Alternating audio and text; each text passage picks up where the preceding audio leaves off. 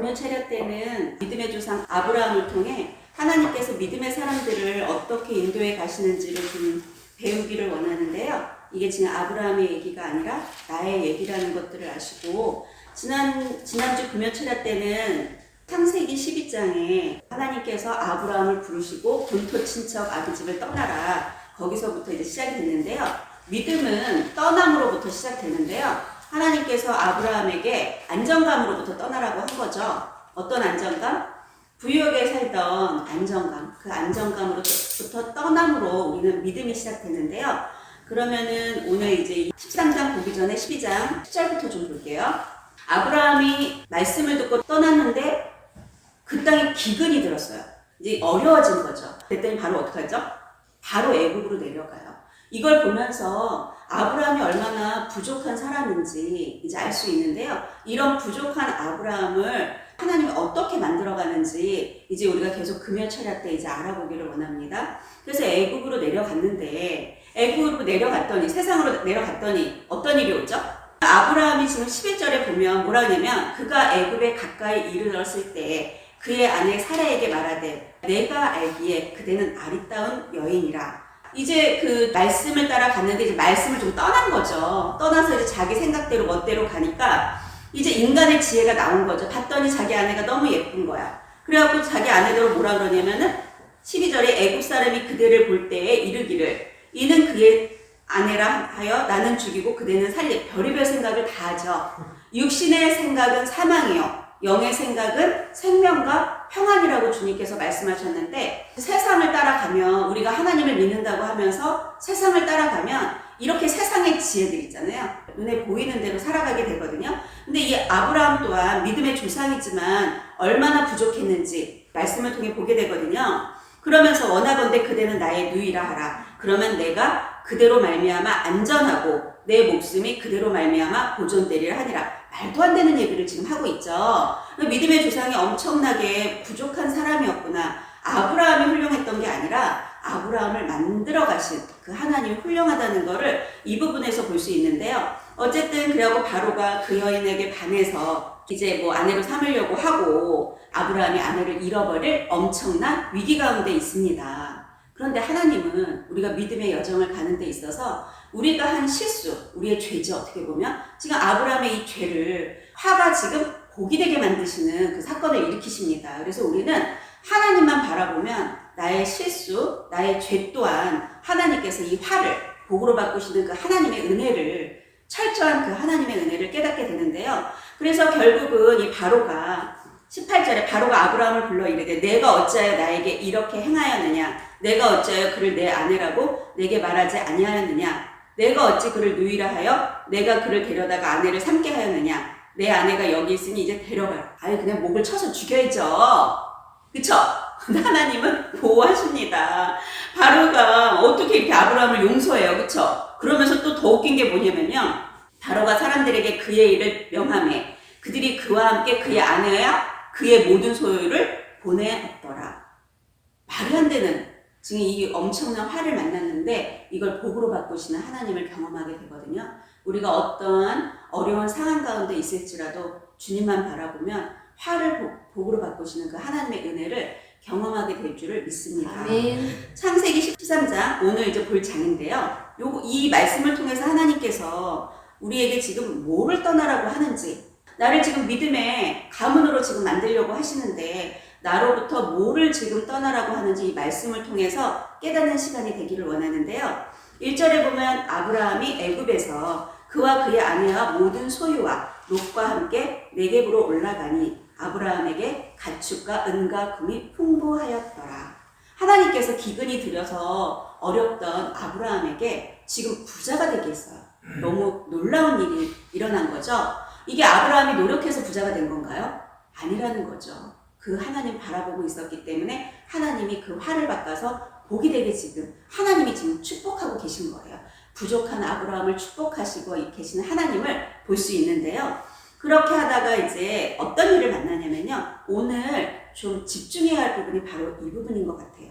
뭐냐면 아브라함의 일행, 5절 아브라함의 일행 롯도 양과 소와 장막이 있으므로 그 땅이 그들이 동거하기에 넉넉하지 못하였으니 이는 그들의 소유가 많아서 동거할 수 없었습니다. 이 롯이 어떤 인물인지 오늘 알기를 원해요. 이 롯은 어떤 사람이냐면 아브라함의 조카죠. 그런데 아브라함은 자녀가 없어요, 지금. 자녀가 없는 상태인데 하나님께서 아브라함에게 뭐라 그랬냐면 내가 너로 큰 민족을 이루겠다 그랬어요. 그럼 자녀가 있어야지만 큰 민족을 이루는데 아브라함은 생각했던 거예요. 무슨 생각? 롯을 통해 하려고 하는 생각을 하나님은 아시죠. 우리가 의지했던 대상들은요 다 부서질 수밖에 없습니다. 지금 뭘 의지하고 계시죠? 내가 믿고 의지했던 모든 대상을 내려놓지 못하면 하나님께서는 사람 막대기와 인생의 채찍으로 나를 달아서 다 내려놓게 하십니다. 지금 이 부분에서 보면은 롯을 내려놓지 못하고 있으니까 문제가 발생하죠. 우리가 내려놓지 못하고 있으면은요 어떤 문제가 온다는 거예요. 그래서 결국은 아브라함이 사랑했던 롯을 이제 떠나보내야 하는 그런 슬픈 현실에 이제 맞닥뜨리게 돼요. 아브라함의 마음이 어땠을 것 같으세요? 너무너무 슬펐을 것 같아요. 왜냐면 롯을 너무너무 사랑했거든요. 자기가 너무 의지했고 안정감일 수 있는 하나님이 어쩌면 얘를 통해 큰 민족을 이루게 할 수 있다고 자기가 믿고 의지했던 대상일 수 있거든요. 근데 하나님은 오늘 그 대상을 내려놓으라고 하십니다.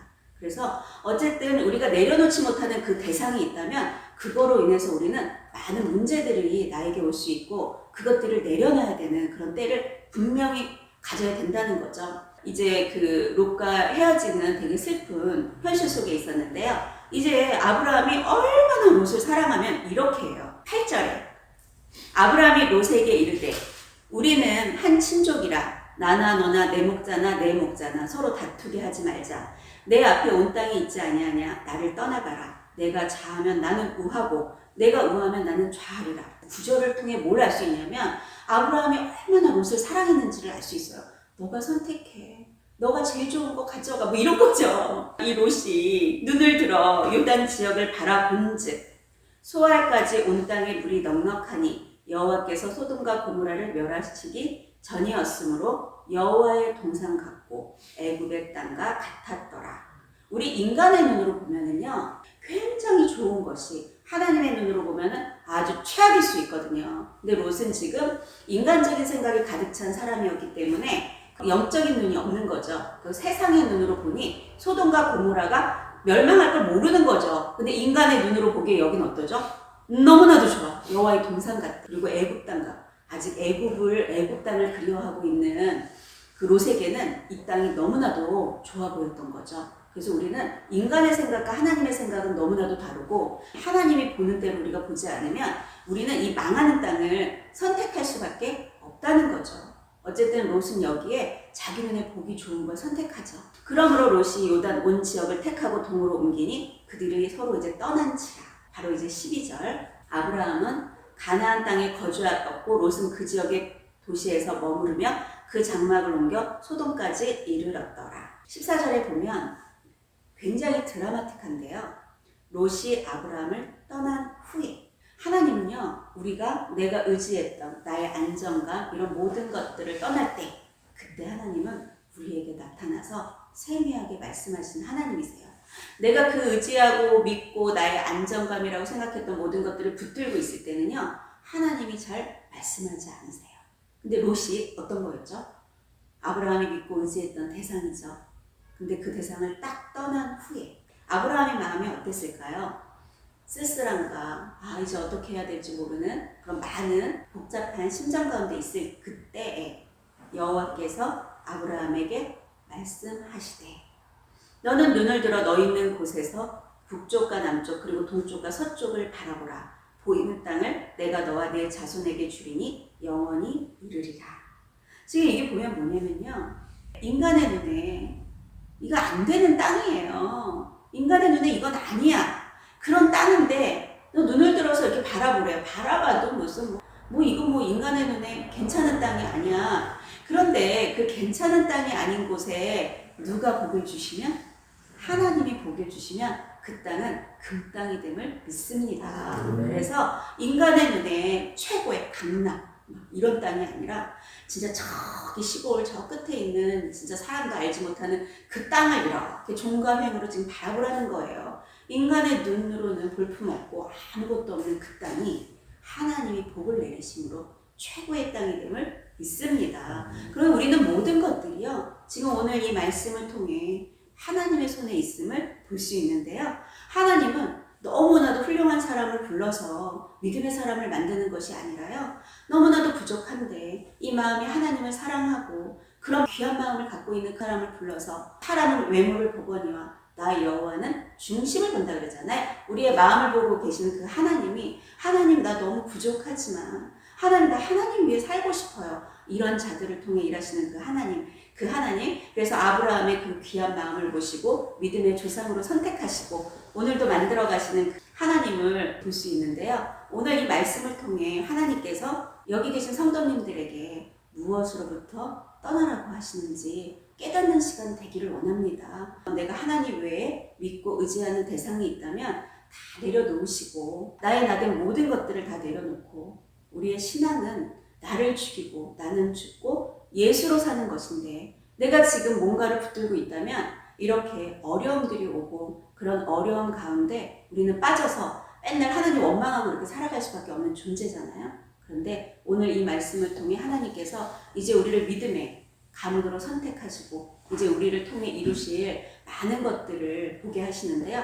저는 오늘 이 말씀을 통해 제가 하나님께 너무 감사하는 건 뭐냐면요, 우리가 이렇게 보잘것없는 어떤 것들을 갖고 있다고 해도 그 모든 것들을 축복으로 바꾸실 하나님, 지금 갖고 있는 모든 것들, 그것들을 복으로 바꾸실 그 하나님만 의지하면 하나님이 우리를 축복하여 주셔서 전 세계에 영향력을 미칠 수 있는 그런 믿음의 사람으로 우리를 일으켜 주심을 믿습니다. 아멘. 그래서 이런 하나님이 너무 감사하고요. 우리가 지금 믿음의 가정으로 이렇게 모여서 이렇게 나아가고 있는데요. 너무 귀하고 한 분 한 분이 정말 하나님께서 귀한 믿음의 사람으로 세워지게 하셔서 이제 이분들을 통해서 하나님께서 너무나도 귀한 일들을 이루겠다는 그런 것들이 저의 믿음의 눈에 보이기 시작하는 거예요.